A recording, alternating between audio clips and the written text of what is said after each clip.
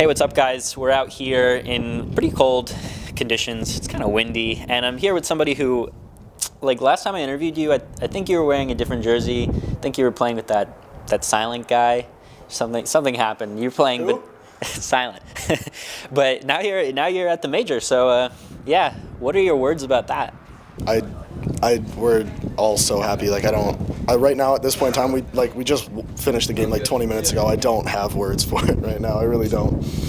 Yeah, and so I got a lot of basic info about your team for people who didn't know out of Abe, but maybe tell me, he kind of didn't tell me fully about Garrett's exact involvement. How much is he involved in strat crafting, theory craft, anything like that?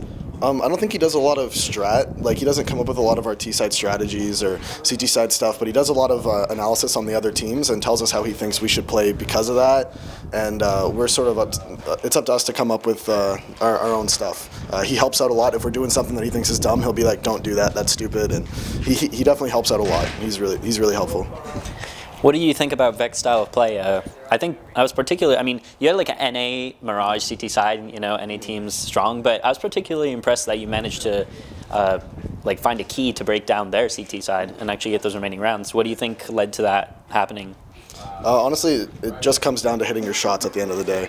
Like, you can do any strategy over and over and over again. If you kill the other team before they kill you, you're going to win the rounds. That's all it comes down to. We didn't do anything super fancy or anything special. Everybody played well, and we just hit the shots and got the kills, and that's all it came down to, really. Does Professor Chaos still play on a crazy sensitivity? Yeah, I don't even know what he plays. He plays on like 3.6, 800 DPI or something. He's insane. I don't know. That's ridiculous. And one more thing is that Arya had really good stats for both games. Kind of goes against the common myth of the IGL not having good stats. Is he just like nutty right now? That's exactly what it is. It's a myth. That's nothing. Arya is an absolute god. He's a god on LAN. He's just amazing. There's nothing. No, I guess you can say it goes against the myth because he performed better than anyone throughout our 2 matches. I was gonna say the whole event, but we only played 2 maps. But no, none of us are surprised by that. We all know how good Arya is. Okay, so now we get to like the juicy part. Your qualification has been tied up with the whole NA question, I guess. Have you ever spoken about that before? Because I know a lot of people have spoken about it, but have you ever gone on the record about it, or what you think about like why they struggle sometimes? No, I don't. Do you think it's overblown? Do you think it's just not really true? I do think it's overblown. Like it's definitely it's overset. Anytime, like because if a European team has a bad match against another European team, it's like, oh, they had a bad match. If a North American team has a bad match against a European team, it's like, oh, NA sucks. You know, or NA doesn't practice enough, or NA doesn't do any of this. It's just a myth. Like like I said, what it comes down to at the end of the day is hitting your shots, getting the kills, and you can only run so many strategies if you can't kill the other team. So it's like people from Portugal just projecting that they don't live in NA? Is that a stretch? He has no comment, maybe. Yeah, it was you who said it. It wasn't me. Was it me?